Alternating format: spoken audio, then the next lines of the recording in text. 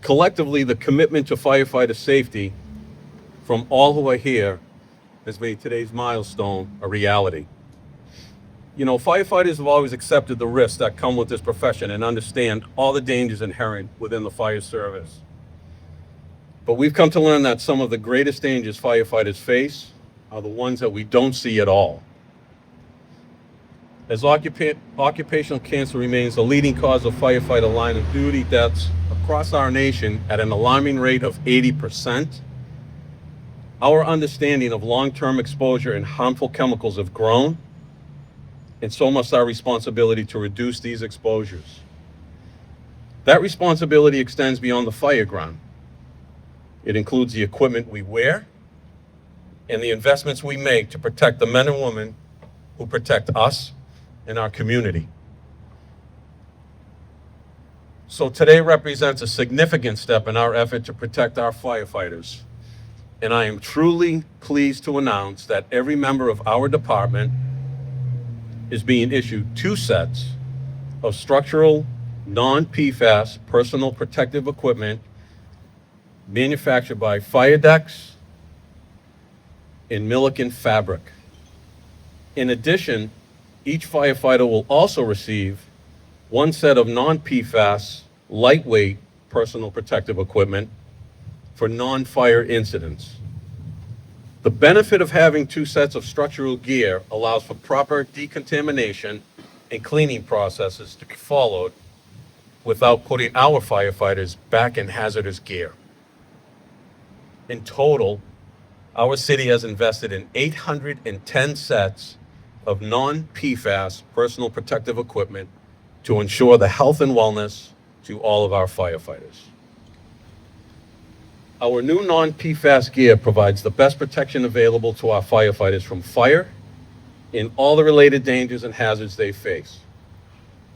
It's more than simply replacing the equipment.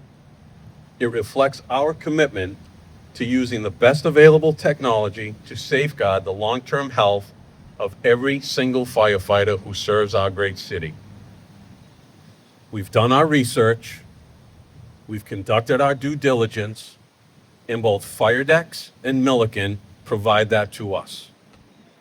They become an integral part of our team. Most importantly, they've earned our trust, and our relationship with them will only strengthen in our efforts to keep our firefighters healthy and safe. It also means that as a city, we're doing everything within our power to help ensure our firefighters enjoy long, healthy lives in retirement. They deserve it, their families deserve it, and we as a community expect nothing less. And I must say, as fire chief, watching our members turn in their old gear for this new non-PFAS gear has been incredibly rewarding, because I know how much of a difference our team is making to our firefighters, not just for today, but for years to come. This accomplishment would not have been possible without the collaboration between all who stand before you this morning, our local elected officials, and from our residents who showed overwhelming support to us throughout this entire process. Working together, we've demonstrated that firefighter health and safety will always remain a top priority here in Quincy. I would like to take a moment to extend a sincere thank you to our Operations Deputy Chief, Kevin O'Connor, and our training division, led by Captain Doug Trude, for the tremendous support they've given to our IPS team during the distribution of our new gear. I'd also like to thank Police Chief Mark Kennedy and his officers, and Larry Prendeville and members of the Department of Public Works for the logistical support they provided to us upon receiving and storing our new and old gear. So thank you again for joining us today in support of the Quincy Fire Department. We're proud that Quincy has chosen to lead by example, and we'll continue to build a better, safer, healthier future for the firefighters who serve our community. Continuous support from leadership makes initiatives like this possible. We are very fortunate to have this support in our city. And that's why it is my honor now to introduce you to our mayor, Thomas Koch.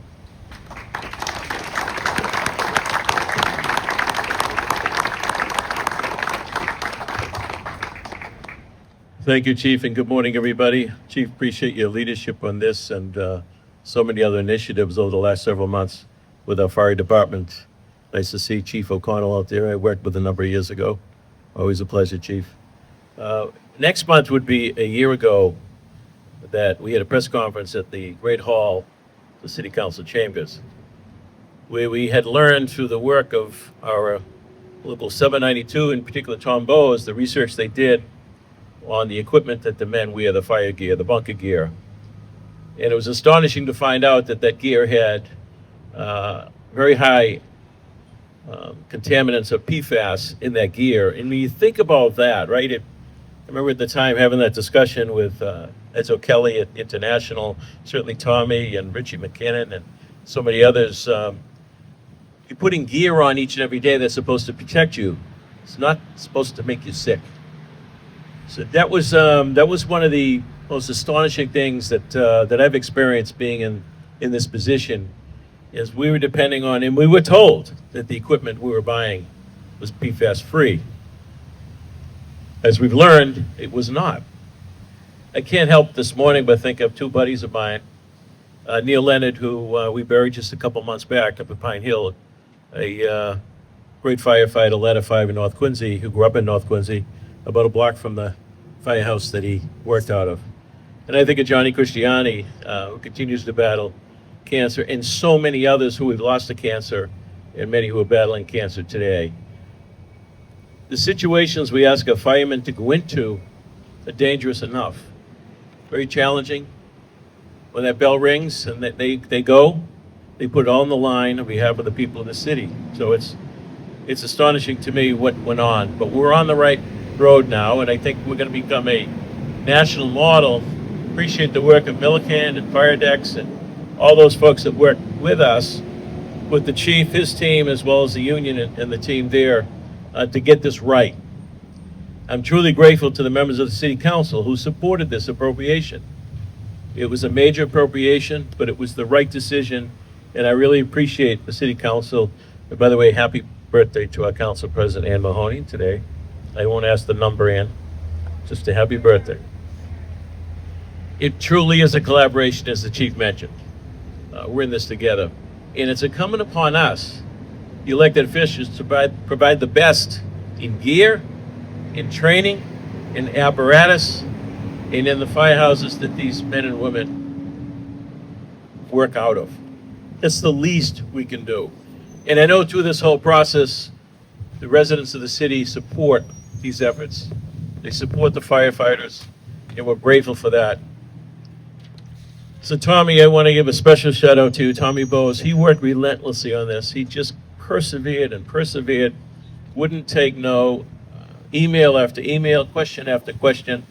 Tommy, your work will go down, I think, historically in the fire service on protecting not only the men and women of 792, but firefighters across the state and across the country. So today is a great day. We're moving forward in the right direction. We've got an outstanding fire department. As I mentioned, I get letters and calls all the time, emails from people about how our firefighters responded to a particular scene, how they were treated with great dignity and respect. So we're so blessed in the city to have an outstanding fire department, as well as a police department. Anyway, we have police officers here. Public safety units are the best in the Commonwealth of Massachusetts. Jay Colbert from the International. Jay, appreciate you being here. I talked to Ed O'Kelly last week. I know he had something else to attend to, but we appreciate the coordination and the collaboration with the International, as I mentioned, with the state, PFF, and as well as our local unions. So again, working together, great things can happen. So thank you so much, everybody involved in this, and may God bless this great country, and may God bless our firefighters.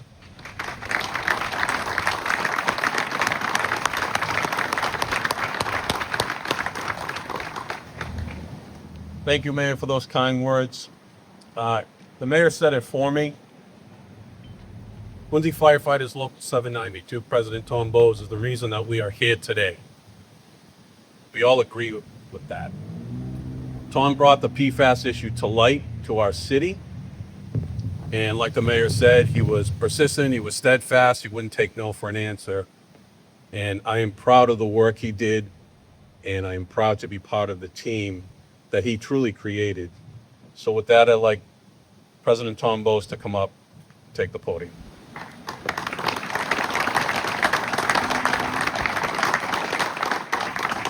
Good morning. My name is Tom Koch. I'm the president of the Quincy Firefighter Association, Local 792. Today is a monumental day for our local. This PFAS issue with Local 792 dates back to 2019. 2019 was the last major purchase of gear for the Quincy Fire Department, as we purchased 171 sets at the time. As anyone in the business knows, fire gear isn't purchased overnight. There was a lot that goes into it, and the 2019 purchase process started in 2018. At that time, there were reports from Notre Dame Professor Graham Peasley about issues with large amounts of PFAS on our bunker gear. So at the time, we asked the gear companies the tough questions at the table about PFAS in the gear, and we were told we had nothing to worry about. The gear companies were either PFAS-free, they said there might have been trace amounts from the production process, or we were told that the studies out there were bogus and the industry has studies saying the trace amounts weren't harmful to our health. Fast forward to a purchase we made of 30 sets in March of 2025. We purchased that gear that was advertised as PFAS-free. But we were hearing reports of large amounts of brominated flame retardants in one of the components in our gear. Jason Burns, the PFFM District Vice President and also the regional fire expert on the PFAS issue, reached out to me and suggested we send a set of gear to his friend Graham Peasley's company for a test to see what we were looking at. We sent the gear out to be tested for brominated flame retardants. There was no issues with PFAS, right? It's been sold as PFAS-free. Graham called us a few days later and said, "Do you want this tested for PFAS? It's showing levels of fluorine." We said it can't be. It's PFAS-free. It was sold like that. Sure enough, the testing results showed PFAS in the gear at unacceptable levels. This test was confirmed by testing at both Duke University and NC State University. Knowing we were lied to once and not knowing who could be trusted, we sent out some gear from the major purchase in 2019, including a set that was barely in service. The results were staggering. The test results showed PFAS levels in the hundreds of thousands of parts per million. For years, we've been lied to. And if we didn't now have the ability to test our gear, none of us would have known.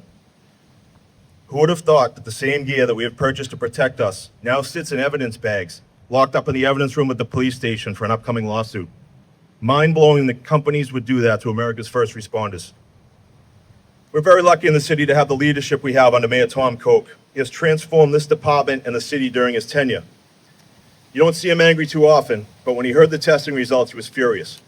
He told us to find clean gear, and the city will find the funding to get us the gear and not have to be further exposed. We talked to Chief Smyth, who has been great throughout this whole process, and he said, "Do what we have to do to get this right, and let's leave this job a better place." Thanks for all the efforts in helping to make this happen, Chief. My first call was to Ed Kelly, the IAFF General President, and to Jay Colbert, our IAFF District Vice President. Ed is the greatest union leader in this country, and Jay is right there with him. They always pick up the phone, and they weren't happy about what happened. They said, "Whatever we need to figure this out, they're a phone call away." While this was going on, we made a connection on the West Coast with San Francisco Battalion Chief Matt Alba.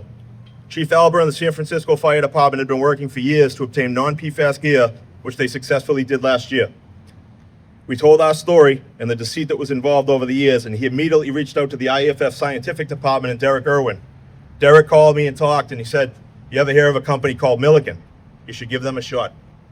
Oddly enough, we had already had a meeting scheduled with Brian Hodges from Milliken on September 16th of last year at our training facility. That was the day that changed everything in our fight for clean gear.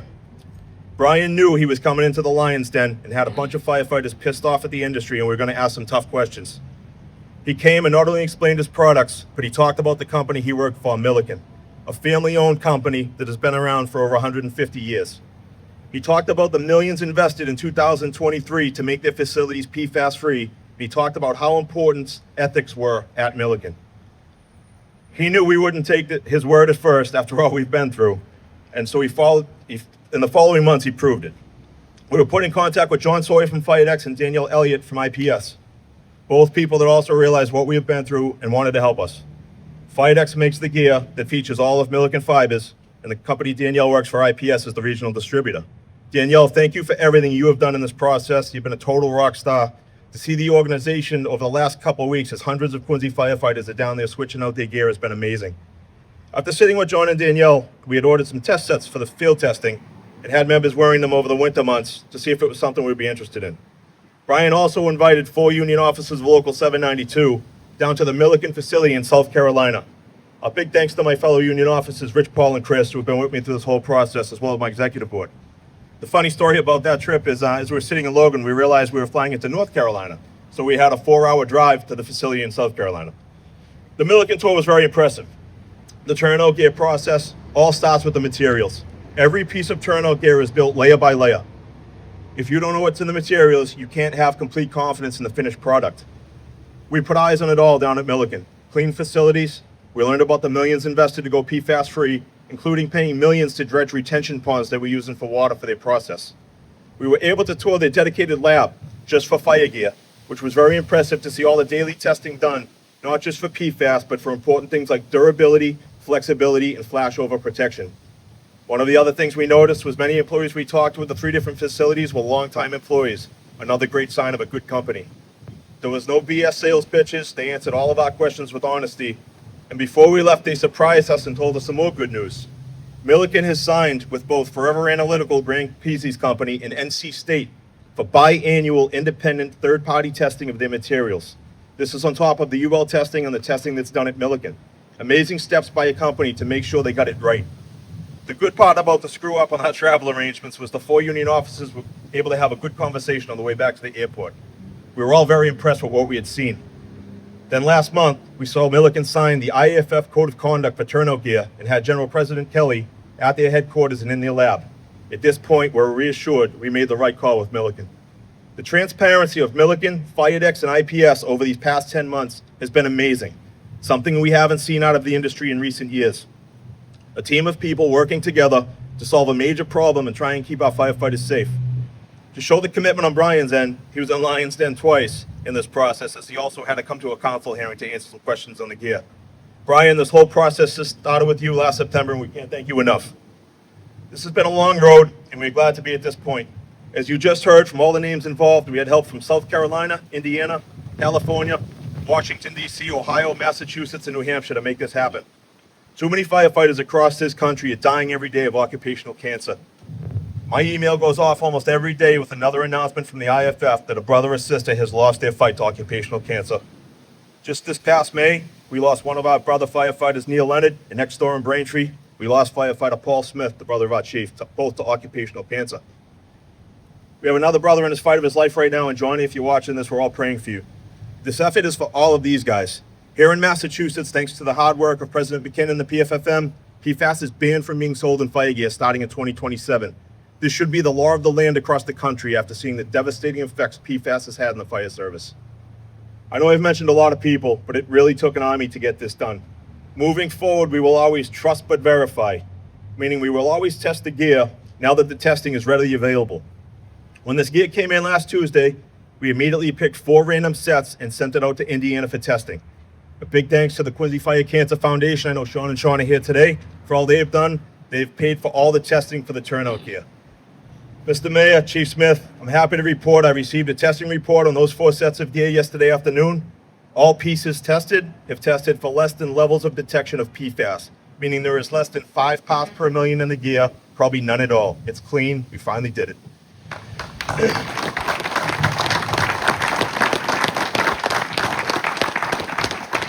In closing, I just want to thank the taxpayers of Quincy. We know this was an expensive purchase, but it had to be done for our health and safety. We know there was a big public push when needed to make this happen, and we can't thank you enough for your efforts. Whenever you need help, just pick up the phone and call. We are minutes away, and we'll be in our brand new non-PFAS gear. Thank you very much.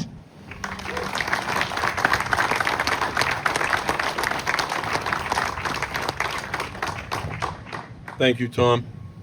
You know, we're very fortunate in this city as a department to have the relationship we have with the International Association of Firefighters. We're happy you could be here today, and I'm going to ask Jay to come up and say a few words.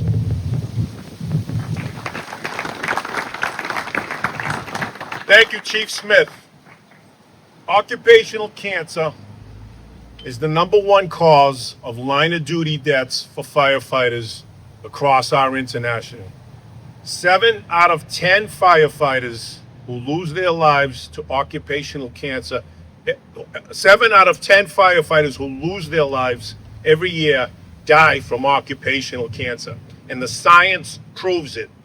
The World Health Organization's International Agency of Research on Cancer has labeled firefighting a class 1 carcinogen, harmful to humans.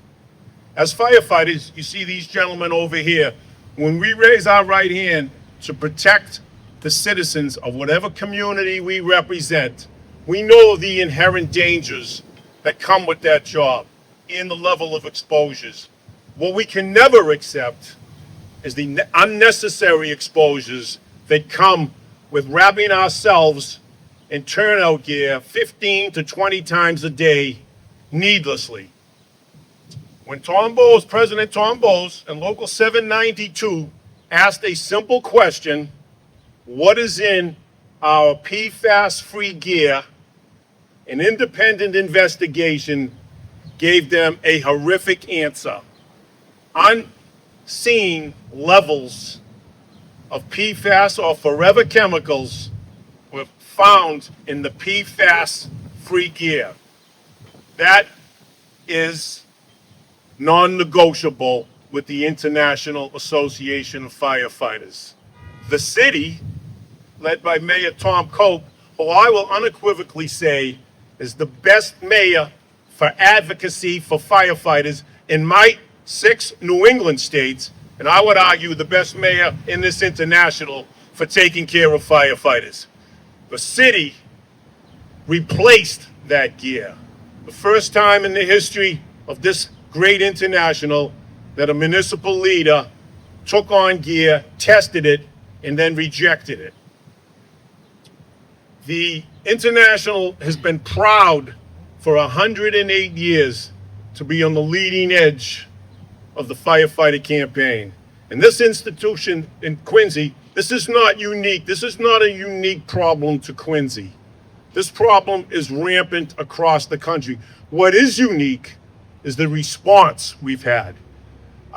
This is a global problem, and I'm pleased to be accompanied here today by Stephen Wright, the General Secretary of the Fire Brigade Union from the United Kingdom, who is basically the Ed Kelly across the pond. He came here today to be a part of this because they are going through the same problems over there. Protecting firefighter health cannot be solved with one problem. Protecting us from cancer cannot be solved with one problem. Getting rid of PFAS in our gear is a giant leap forward, But we need more. We need access to early cancer detection, which we are advocating for. I'm proud to say New Hampshire and Vermont, 2 of the 6 New England states, have already instituted that and are undergoing testing for every active and retired firefighter in those states.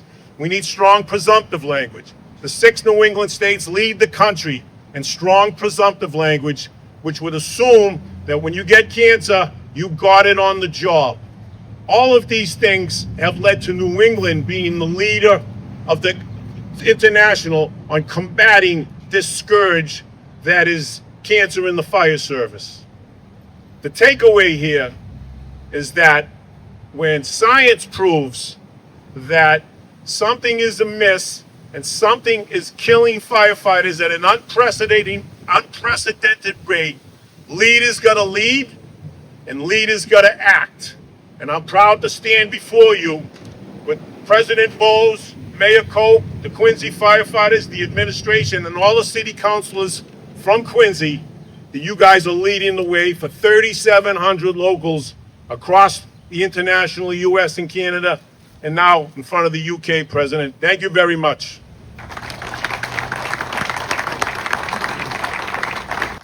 Thank you, Jay. So in conclusion, today is a great day, but it's a great day for all of us who are here. From our mayor, our department, our union leadership, our manufacturing partners, the international, our city council, our elected officials, and our community. We all did this together. This wasn't just the Quincy Fire Department. You know, they say it takes a village. This took a village. But we did what's right for our department. We did what's right for our community. And on behalf of the Quincy Fire Department, we will be forever grateful for all of you for the part that you took in making this come to fruition. So this concludes our press conference. All of us are available here if you have any questions to ask. Again, thank you and enjoy the day. 'Cause we ain't superheroes, we're just ordinary people trying to make a difference and the first on every scene. And it's a heavy, heavy burden to carry all this hurting when you can't unsee the things you've seen. It keeps going on.